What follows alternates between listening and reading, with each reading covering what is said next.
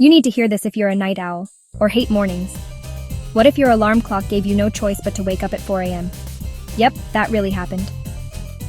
Back in 1787, a guy named Levi Hutchins built the very first mechanical alarm clock in America.